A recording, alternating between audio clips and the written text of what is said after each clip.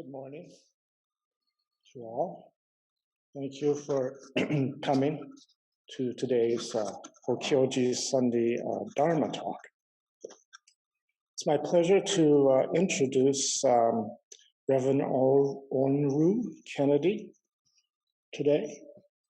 Onryu means gentle dragon, and oftentimes we call her that, and also sometimes just GD. She was ordained by her teacher, Byakuren Roshi Judith Ragir, in November 2012 in the Katagiri Roshi lineage. And she attended the Tassajara Zen Center Ango fall practice period in 2017. She received transmission from Byakuren in October of 2018. She ordained again with Reverend Eido Phoebe Reinhart in August of 2018, who's in the Uchiyama Roshi lineage. And in spring of 2019, she attended a practice period at Toshoji International Zen Center in Japan. And in the spring of 2020, she was the shuso for the practice period at Toshoji. She received Dharma transmission again in February 2021 from Reverend Eido. She has permission now to participate in a ceremony called zuise. Zuise is a very formal ceremony. It takes place in Japan at the two major Zen centers, Soto Zen centers called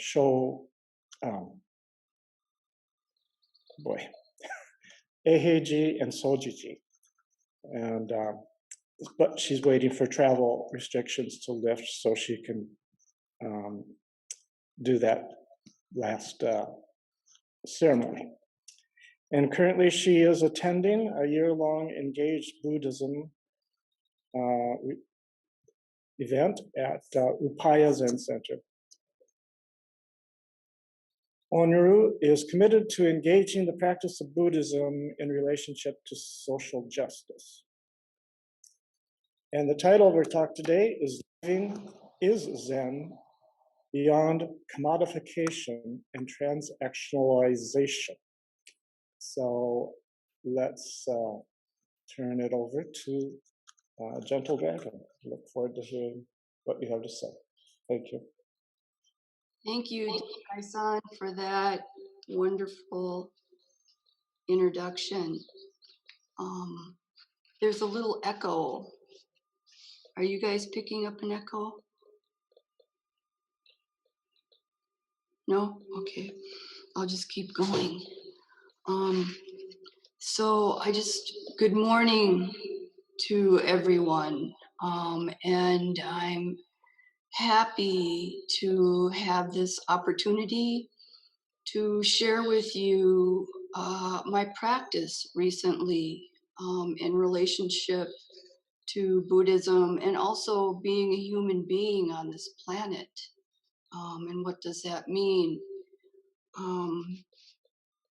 And it's always changing for all of us, depending upon our conditions. So I'd like to begin just to acknowledge the beautiful space of Hokyoji and all the great practitioners who have been here and helped to take care of this space in this land. And I am fully honored to be here in this space where Katagiri Roshi had a vision. And I remember when I was in Japan and we were going to Usenji Zen temple up in the mountains. And I was struck with the environment, the scenery leading up to Usenji. And it was the rolling hills. It was the lush green trees and life. And it was the river running along the path. And I thought to myself, this is what Katagiri Roshi saw when he came and to this place. And I could be making stuff up in my mind. I often do that. And I believe that Japan, what I saw in Japan, traveling to Usenji and what is here in Hokyoji are directly connected. I'd also like to acknowledge the staff here for their great compassion and their great energy. It's no small matter. Dokai is an awesome leader and has an awesome vision. And without people to help, it would be very difficult. So I just really want to acknowledge people's energy and efforts. Thank you.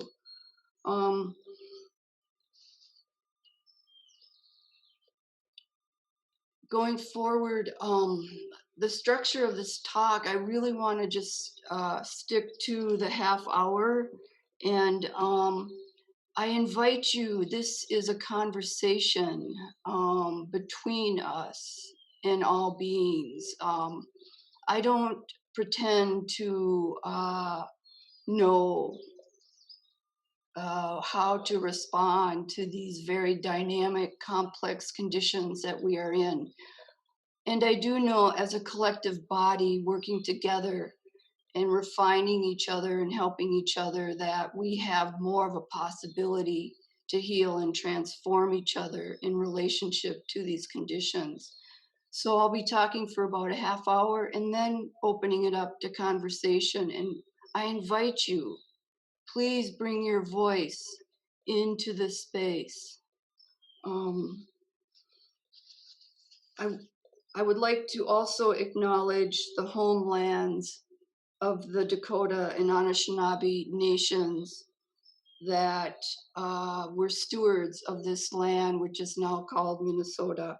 I would also like to acknowledge the enslavement of Black and Brown people whose labors built this country called the United States of America. I would like to also acknowledge the great effort and practice of Asians and Asian American Buddhists, who without their practice, we would not be practicing today, who experienced forced removal and mass incarceration during World War II. I also offer homage to the Buddhas and all the ancestors whose shoulders we stand on. I offer homage to all our teachers, those who have transitioned and those who are present. And lastly, I offer homage to family and friends. The title of this talk comes out of experiences that I have had recently in relationship to line 3, in relationship to other social actions that have been going on in relationship to dismantling white supremacy, in addressing racism. And how do I, as a white, converted Buddhist, Zen priest, whose pronouns are she, her, and hers, how do I respond to these conditions? With compassion for myself, in wisdom, and out of that, skillful actions. How do I, in relationship to all beings, what does living Zen mean in real time, today's time? How can we recognize how we commodify our relationships with friends, with family, with the natural world, with the water? And how can we pivot? What is this antidote for the commodification, which is suffering, which is one of Buddha, is the premise of Buddhism. Life is suffering. What's our response? I want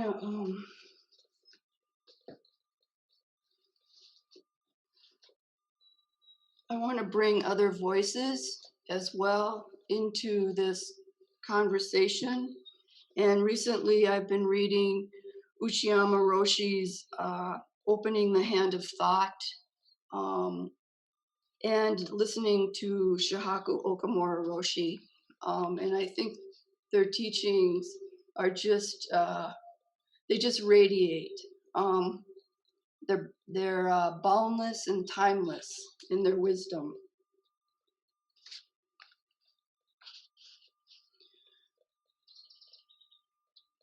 So I want to first talk a little bit about commodification.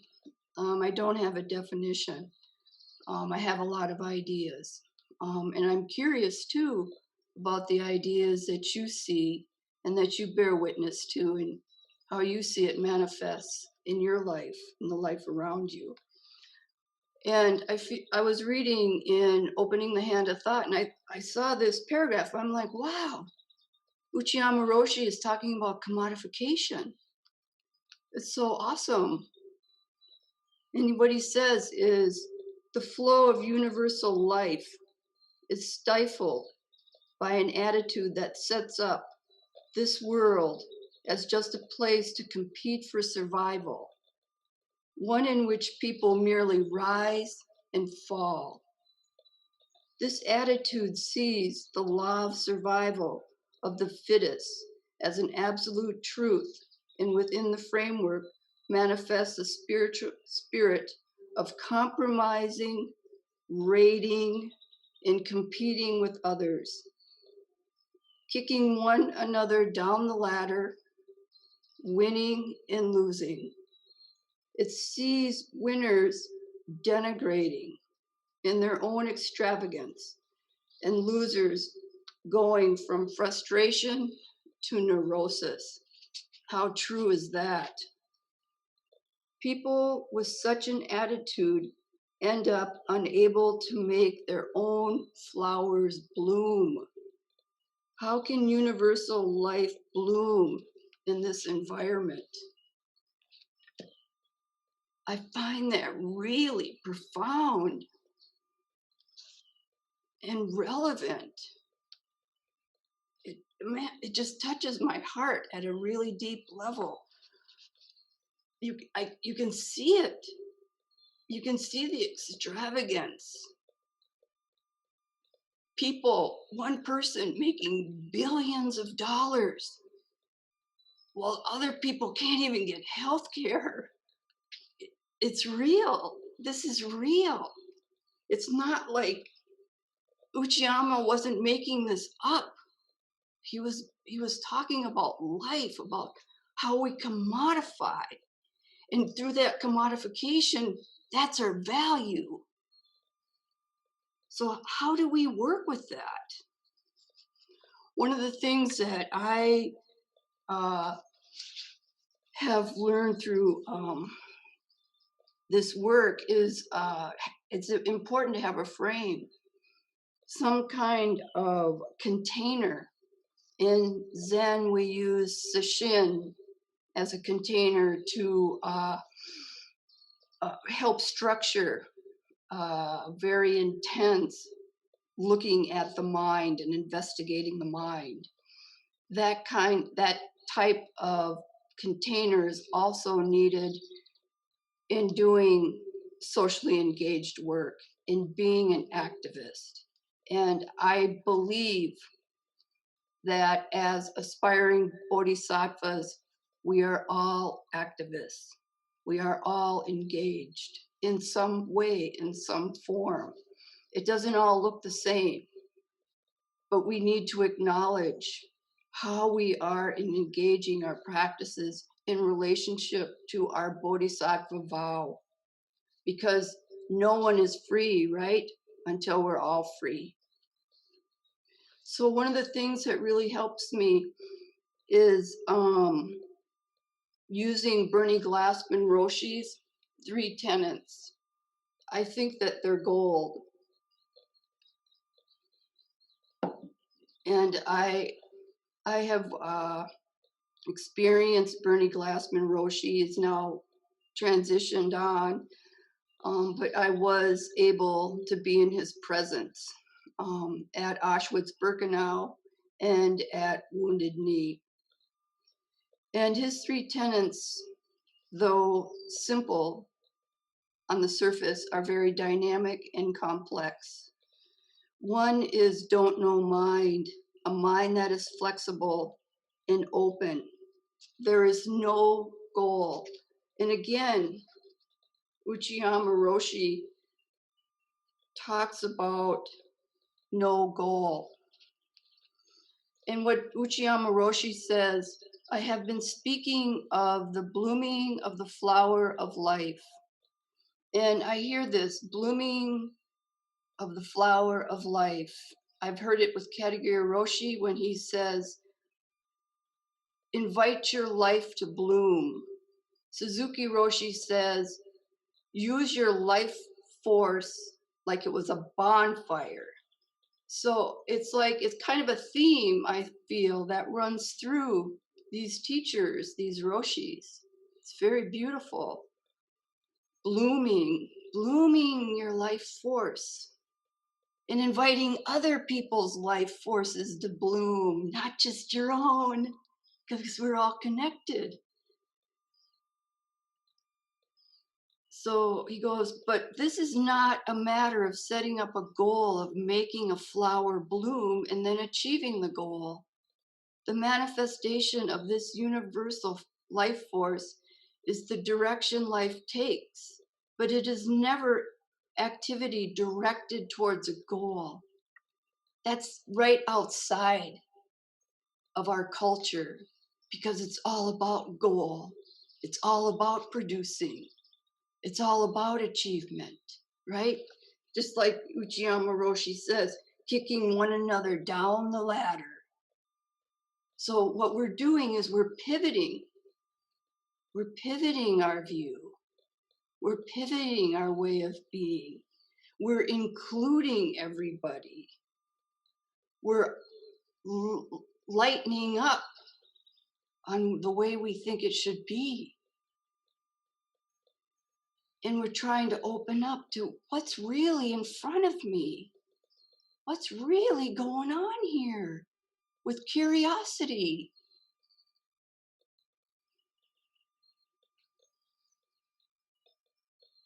Since goals are necessarily outside or beyond us as we are now, yeah, they're out there.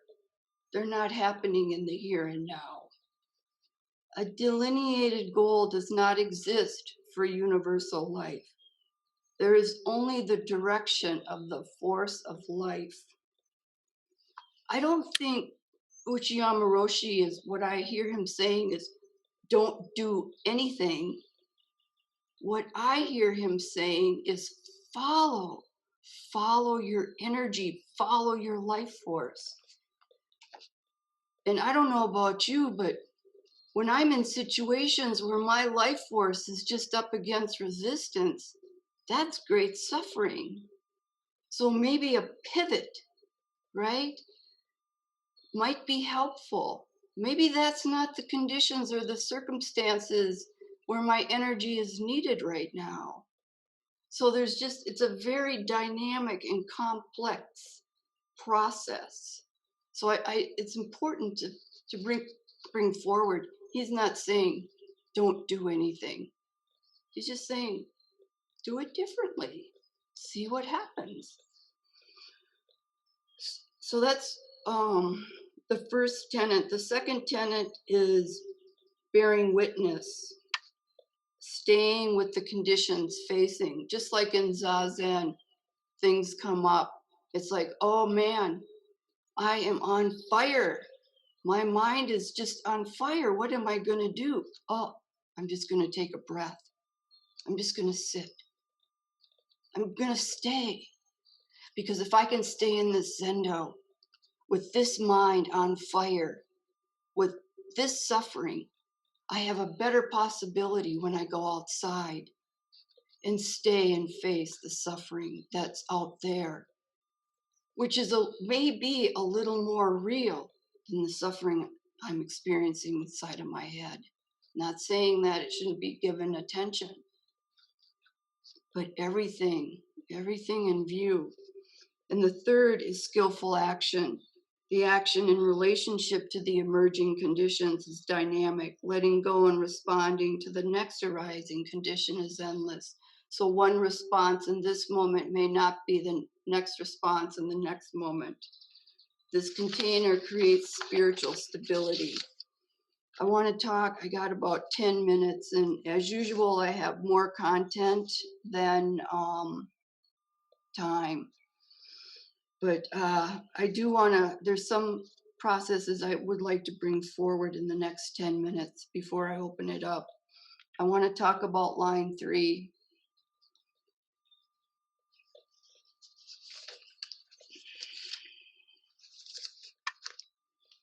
Before I talk about line 3, I want to talk about a view because in interconnectedness. Can you see? I want to show you this book. This is a great book. Maybe some of you have already read it. I see some heads shaking, but this is an awesome book. I feel that this is full of prajna paramita, wisdom beyond wisdom. It's a book that also, in opening the hand of thought, the story is also in there. It's about squashes, right? Which could be like humans or deer or bugs. So these squashes, they're hanging out in the garden, and one day they just erupt and starts fighting, right? The monk comes out and says, "What's going on here?" Right? And the squashes are like, as squashes do, just doing kind of like a he said, she said, that squash is doing this squash is doing that, the squash said that.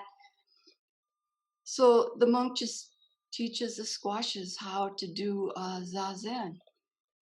And then the monk says, touch the top of your head.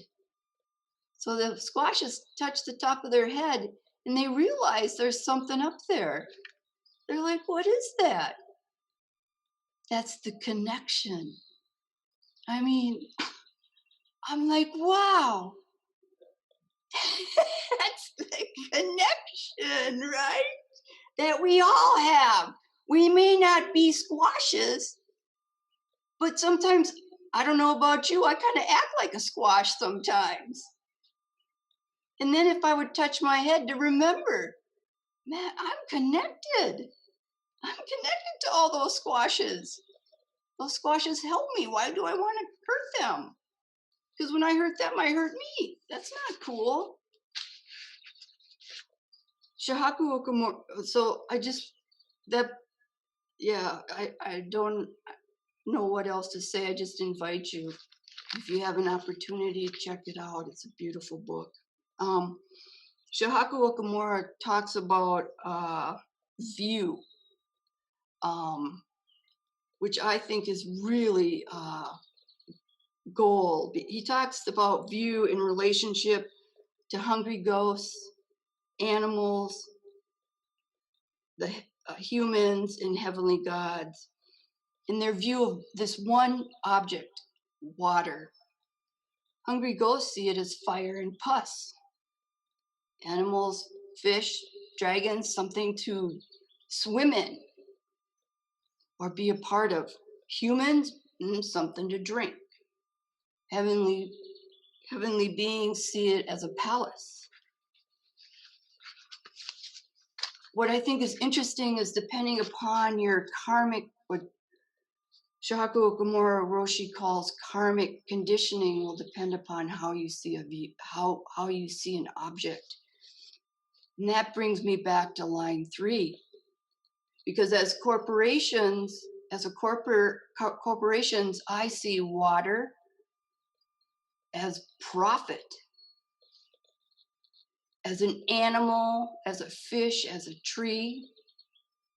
I see it as full disruption. I'm not lumber.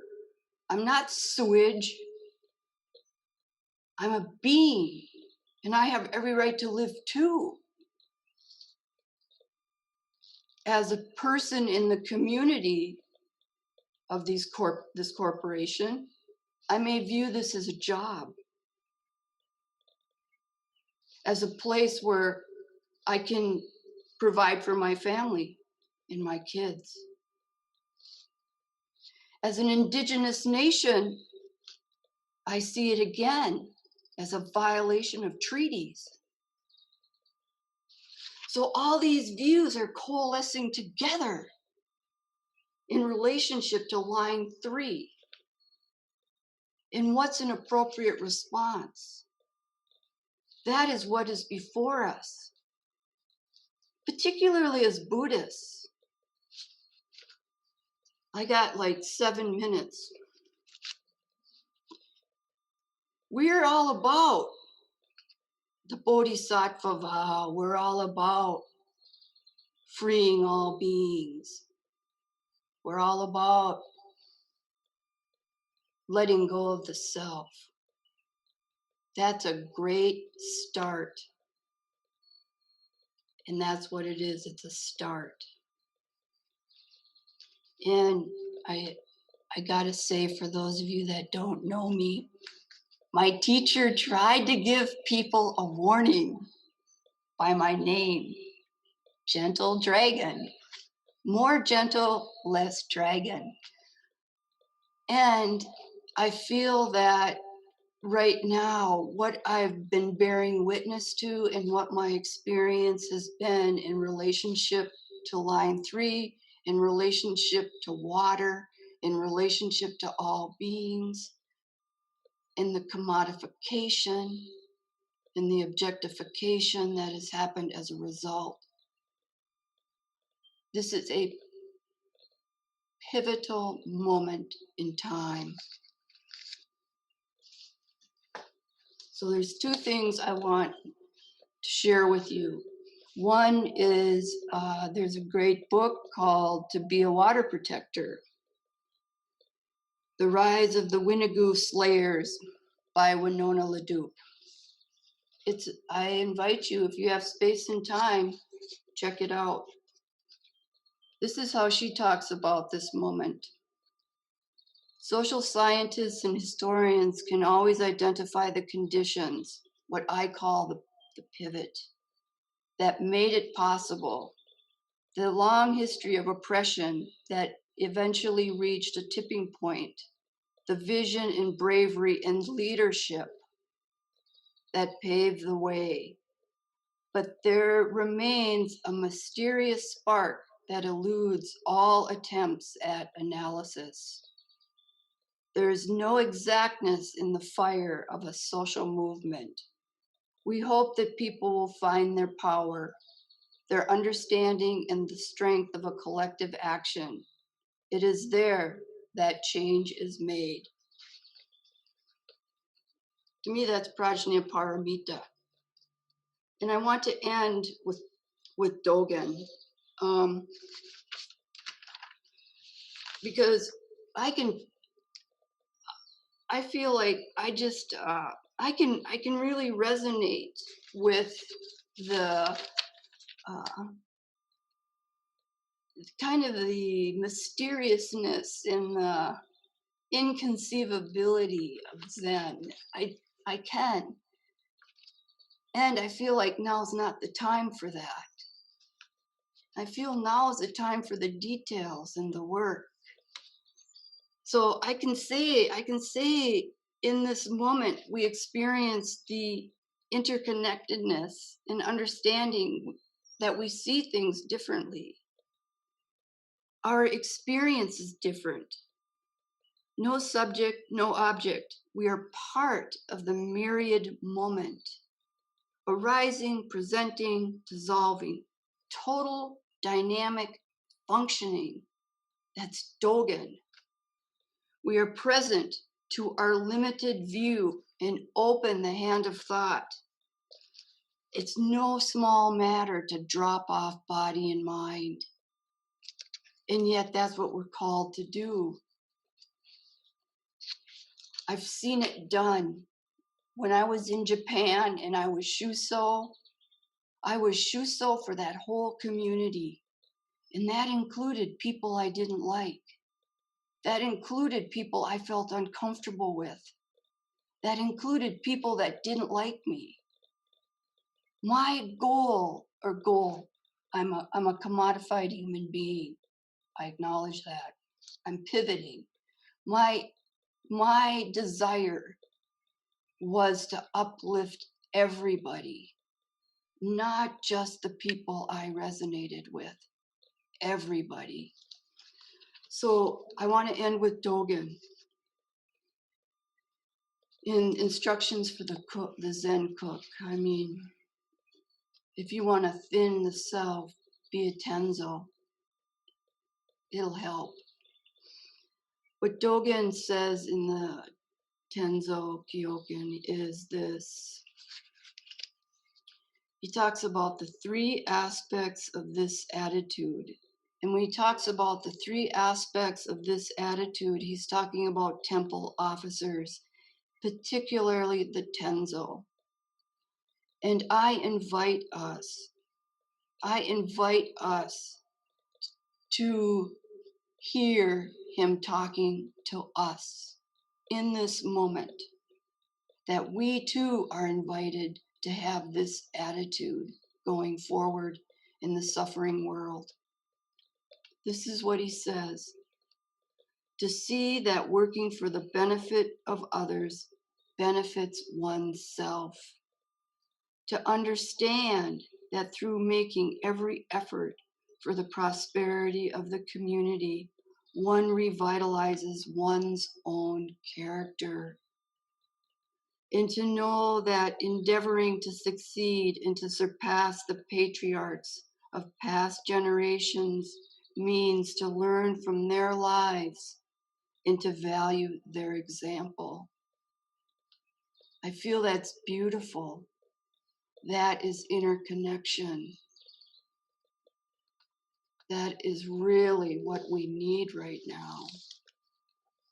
Great compassion and kindness for ourselves in relationship to the suffering world. So I just invite you, please bring your comments, your questions. If there's anything that didn't quite resonate, I'm open, because this is about us working with each other in this moment to benefit ourselves, to benefit all beings. So thank you. Thank you all for your presence.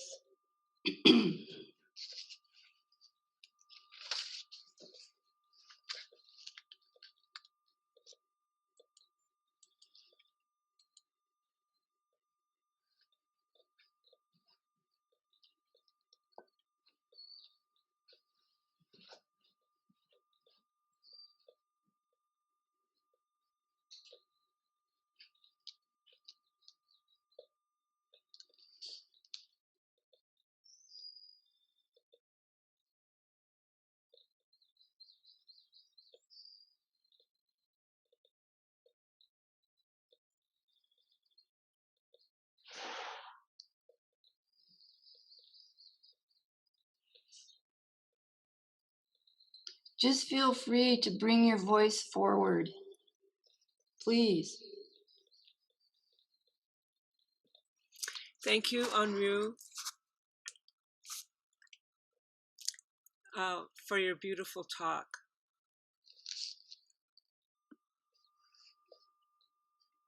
I want to make a comment and ask a question. How to do this around what you say about goals. I am part of a racial justice organization that has been challenged about our hierarchical kind of Western white way of working. And it's healthy and it's very confusing and messy. And what you said about goals, because we all have goals. We organize our resources, our time, and our energy to meet a goal. And what you said about goals and accomplishment, about, I don't know exactly what your words are, but there is a space and energy outside of that thinking that's very powerful, that we're not familiar with. And I think that is one of the losses for white culture in terms of, I am so bred, it's in my genes, it's in my whole career, it's in the way I operate myself. All of us do this. And from an indigenous perspective, other cultures' perspective, which is more relational, which honors that serendipity and spark. You know, I don't even know how to articulate it, but I want to say is I have several friends, including you, who were up at the treaty rights gathering, and they came back and they said it was hard for them to articulate what happened. It was, one said, I kept waiting for instructions about what to do. Where should we do? What? And she said, it all came together without that kind of talk. It just happened. And I said, oh, I wish anyway. But like something powerful happened, yet you couldn't say, we're going to accomplish that. We're going to be a certain way, and that's going to be a goal. So this is very mysterious and very challenging to me, but I want to thank you for, you've said more about this than anything I've heard so far. So I really appreciate it. And so that's all I have to say. Thank you. I appreciate you. I just want to say, if that treaty gathering had over 2,000 people from all over the country, and maybe even all over the world, I don't know. And it was indigenous led. And they had the guidelines that they gave the white people were this: be a good guest, be respectful and humble, open to learning, be aware of your energy and your stress. I feel like I agree with you. This is like in our DNA as white people of how to be hierarchical, right? And how to be linear, and who's on top, who's the leader. That's who you go to. That's kind of a white structure. And what we're seeing is that that structure is, it may not be functioning as well as it has in the past. And maybe bringing in different voices like indigenous voices or Black and people of color may help this. So, I mean, as a white person, right now, when I'm in these kinds of actions, I'm a good guest. Like here at Hokyoji, I'm a good guest. And if I'm not, I hope somebody says to me, oh, gentle dragon, you weren't very nice that time. And I can say, oh, okay, let me pivot. Let me pivot my behavior. Let me pivot my energy. And that's what they were saying too at the treaty gathering. If somebody comes up to you and gives you instruction, please don't take it like they're assassinating your character. They're not. They're just giving you an instruction to help you and to help the collective body. That's like, oh, wow, okay. I want to be a good person. I want to be getting along with everybody. Thank you. Thank you for the feedback. So thank you. Thank you for your question and your observations.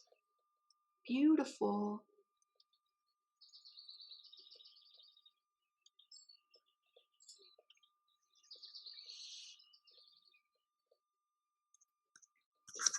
Hello, Onryu. Hello. You're on. Oh, I'm gonna come up here, I guess.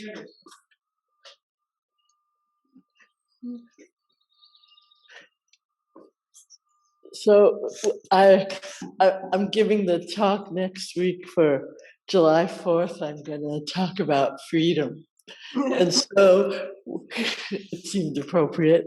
And so when you said no one is free until everyone is free, it reminded me of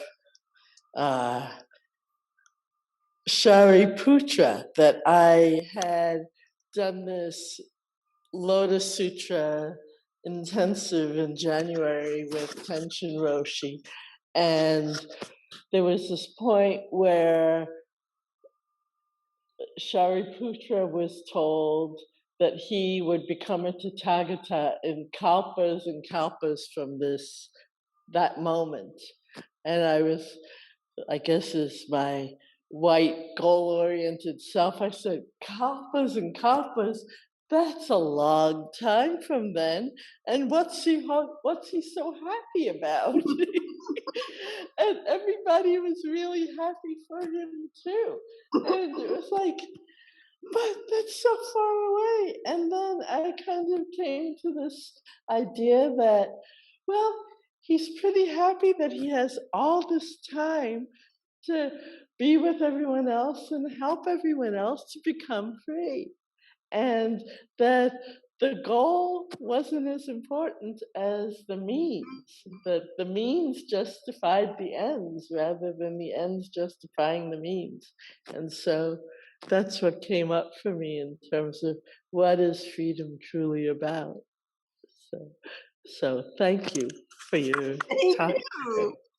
Thank you. The means. It's all about the means. It's not about the end. Thank you.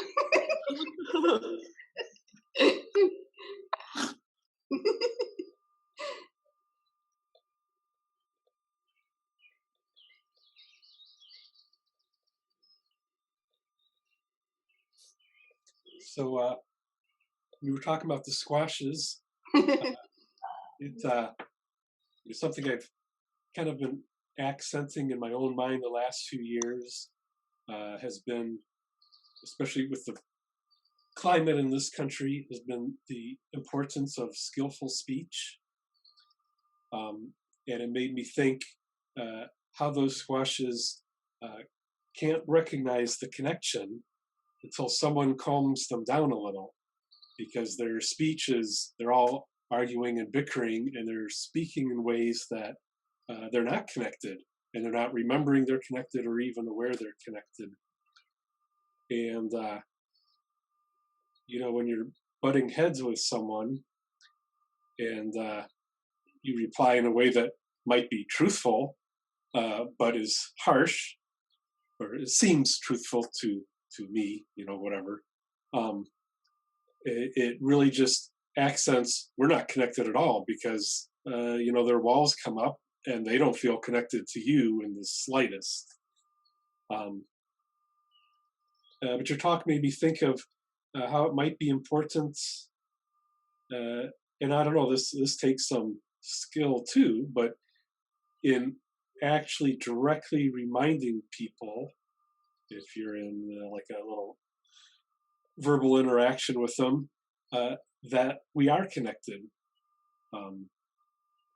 Not everyone's Buddhist, but Christians have the teaching, we are all God's children. But when they're dealing with someone of a different political persuasion than them, they don't seem like they remember that. But you can't just say you're forgetting your religion. That's unskillful speech.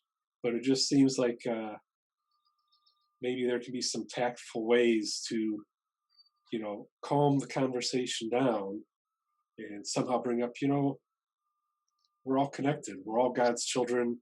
I never thought of that before. I just try and do skillful speech for myself, but to try and I don't know.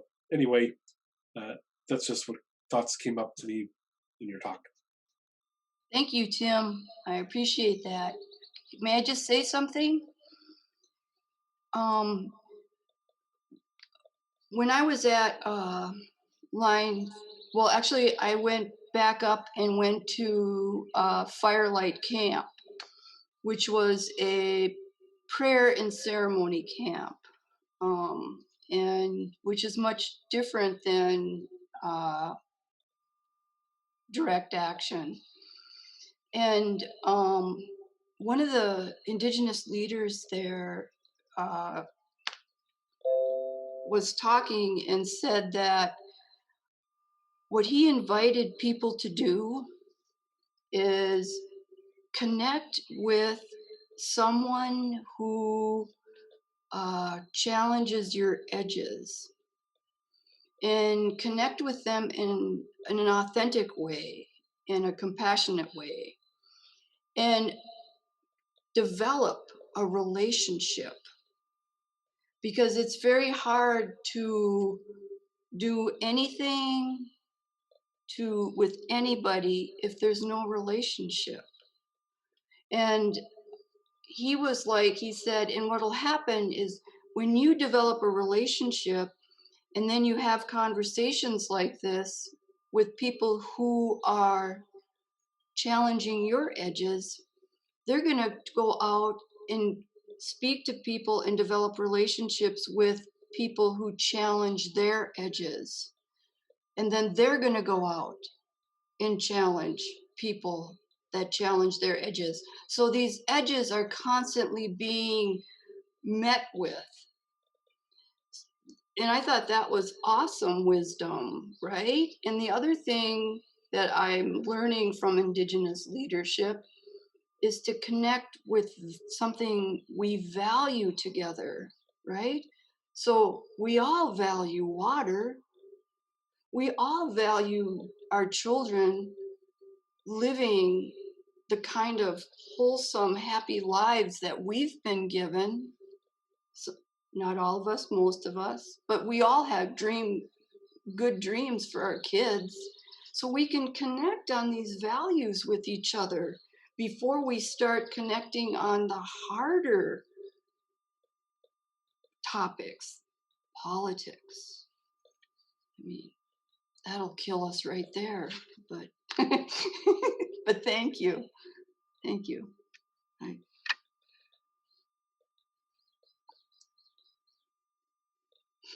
Dog.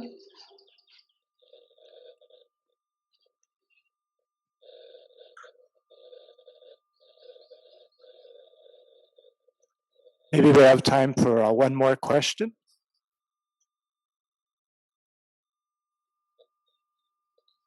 Or comment. I'm very curious.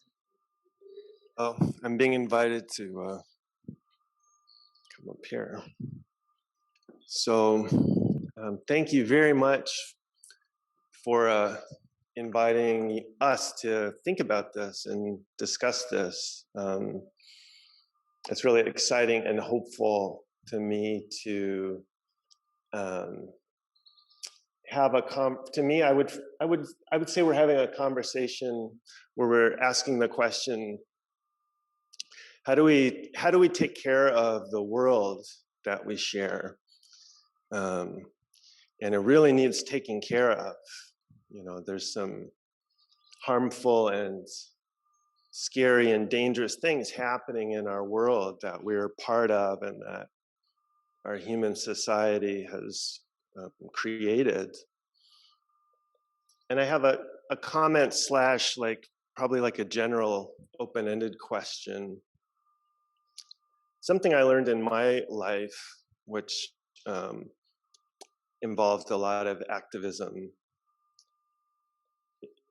is that it's really important to ground our efforts as activists, our efforts to take care of the world, need to be grounded in the way that we take care of ourselves and the way that we take care of our relationships.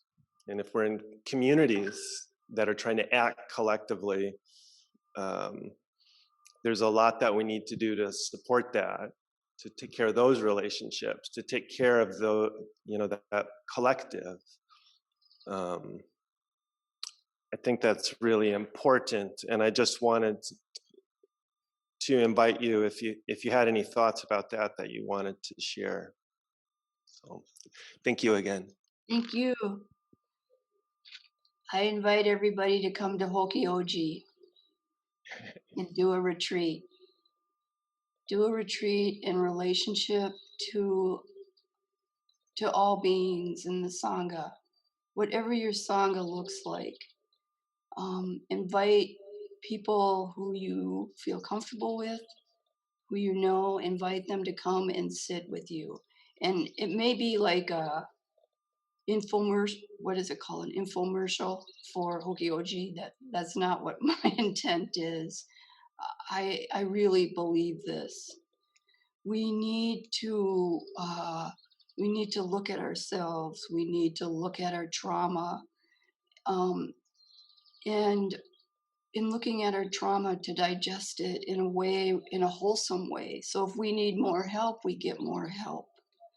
So that when we do show up in these situations that are very dynamic and very complex, that we can show up in a good way.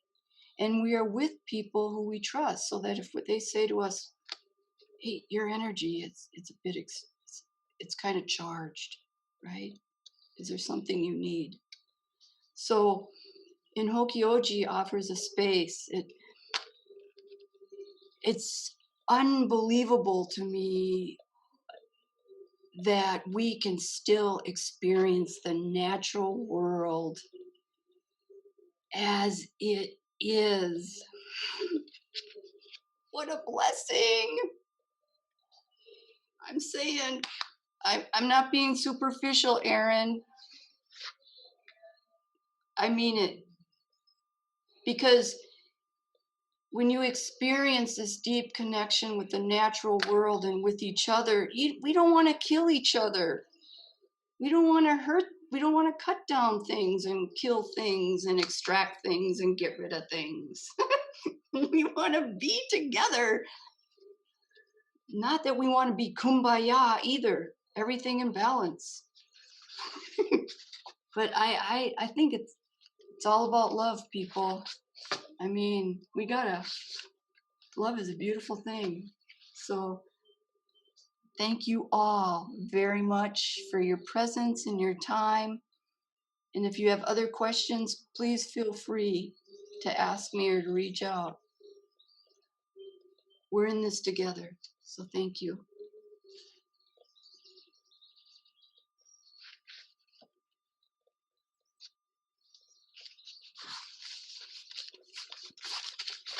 Thank you very much, Onryu, Gentle Dragon, for your inspirational talk.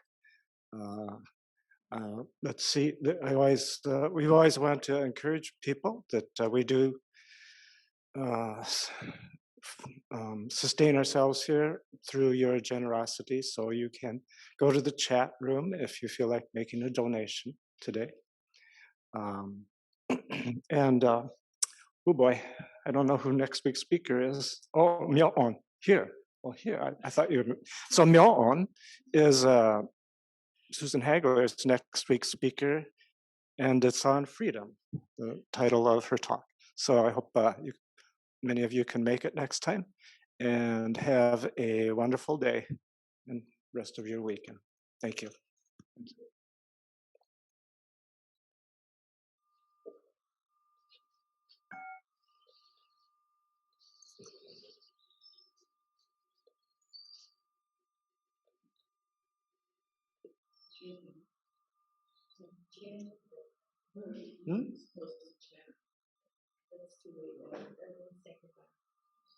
What did I do wrong? Bye. See you next time. Bye, everybody. Good to see you. Good to see you.